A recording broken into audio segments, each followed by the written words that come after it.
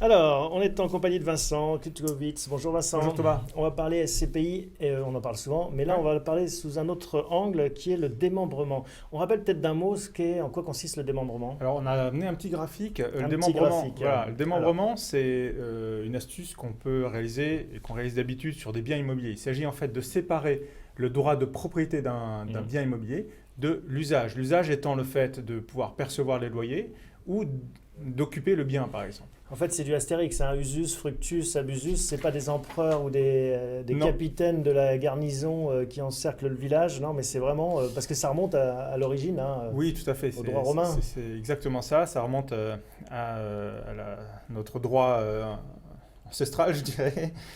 Donc effectivement, ces termes peuvent cacher quelque chose d'un peu complexe.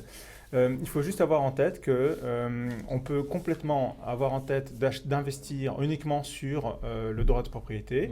Je dispose du droit de propriété et par ailleurs, je cède à quelqu'un le droit d'user du bien. Bon, ceux qui font de l'immobilier connaissent déjà un petit peu ce mécanisme. Hein, c'est assez classique. Là, l'originalité, c'est qu'on va l'appliquer à la SCPI. Voilà. Alors, vous savez qu'on est actuellement, et depuis un certain temps, chez bienprévoir.fr, on insiste sur le fait que les SCPI d'entreprise, notamment, permettent aujourd'hui de concilier un niveau de rendement très intéressant, autour de 4-5% par an, donc tout on va essayer en là aussi prenant un de risque booster, minimum. en fait. Alors là, l'idée, c'est quoi? C'est de se dire, si on est dans la configuration où on a du temps devant soi, on n'a pas besoin de compléter ses revenus aujourd'hui, mais on se dit, d'ici 10-15 ans, lorsque je serai à la retraite, j'aurai besoin à ce moment-là de revenus complémentaires, on va investir en entrant avec un prix décoté sur de l'immobilier. Donc on cherche plutôt à minimiser finalement ces revenus parce qu'on paye déjà beaucoup d'impôts sur le revenu par exemple et on se dit voilà je décale finalement l'objectif premier des Français qui épargnent aujourd'hui, c'est de préparer leur retraite.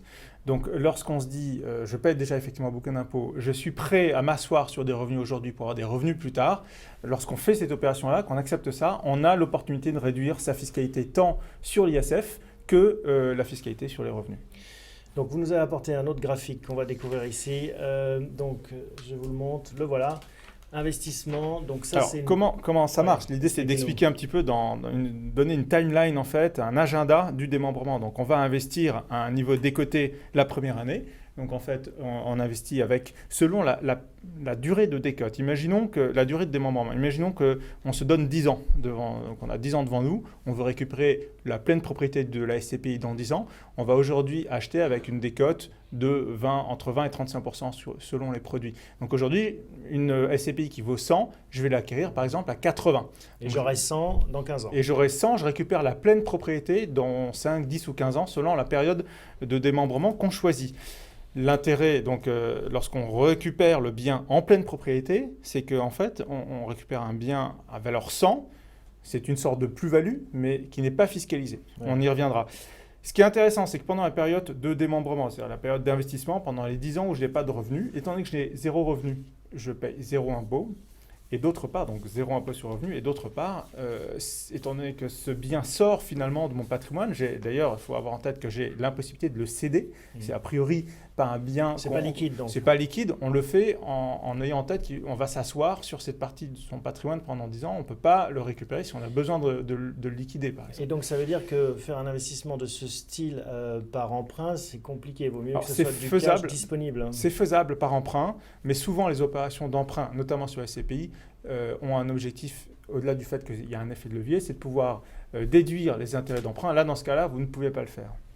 Donc là, ça sort de l'assiette ISF et vous ne payez pas d'impôt sur le revenu. Donc ce patrimoine-là, il est gelé d'une certaine manière et il est une excellente préparation pour avoir des revenus supplémentaires. Lorsque vous aurez récupéré la pleine propriété aux 10 ou 15 ans, vous avez des revenus et là, c'est fiscalisé.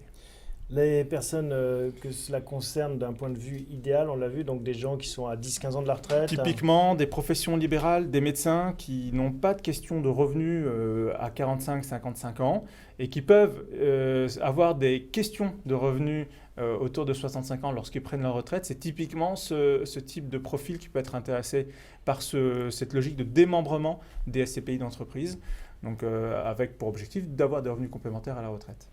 Bon, la fiscalité, on a fait Alors, le tour. on a Il y avait fait le l'histoire de tour. la plus-value quand même. Ouais, la plus-value, je reviens dessus en fait, étant donné que... La non-plus-value, en fait. La non-plus-value, c'est-à-dire que je reprends l'idée, c'est que j'ai investi à 80 sur quelque chose qui vaut 100. Lorsque je récupère la pleine propriété, je récupère le bien à sa pleine valeur à 100. L'écart entre le 100 et le 80 ne sera pas considéré comme une plus-value. Si par contre, entre-temps, le bien s'est valorisé et que finalement le bien vaut plus que 100, il vaut 120 par exemple, je serai fiscalisé en termes de plus-value sur la différence entre la valeur au bout de 15 ans ou de 10 ans et la valeur entre guillemets d'achat, la valeur de la part au moment où j'ai acquis la SCPI.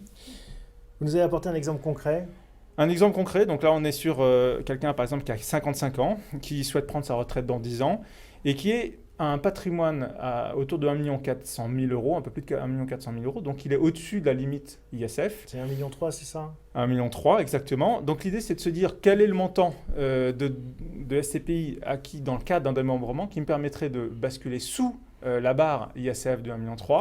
Donc ça, par exemple en investissant 160 000 euros dans le cadre de SCPI démembré, il a la possibilité d'une part de sortir du radar de l'ISF et d'autre part de constituer des revenus complémentaires par la suite. Alors ça demande, ce type d'exemple demande d'être étudié de façon plus précise, on n'a pas le temps ici. Ce qu'il faut avoir en tête, c'est qu'on peut imaginer aussi dans le scénario, c'est qu'au bout de 10 ans par exemple, il est difficile d'envisager aujourd'hui le niveau des rendements des SCPI d'entreprise dans 10 ans, mais quoi qu'il en soit, aujourd'hui, les SCPI d'entreprise rapportent à peu près 4,5%. On peut imaginer que dans les 5, 10, 15 années qui viennent, en tout cas dans les 5 ou 10 années qui viennent, on soit sur des niveaux un peu inférieurs, mais assez proches de ces niveaux-là. Voilà, donc c'est tout l'intérêt de cette démonstration, concilier à la fois les avantages, on en a parlé à de nombreuses reprises des SCPI, avec une optimisation liée à un démembrement. Exactement. Pour, en effet, si en tout cas c'est votre cas et que votre profil correspond, et bien essayer d'en profiter. Merci Vincent. Avec plaisir. C'est très clair. Dans un mois.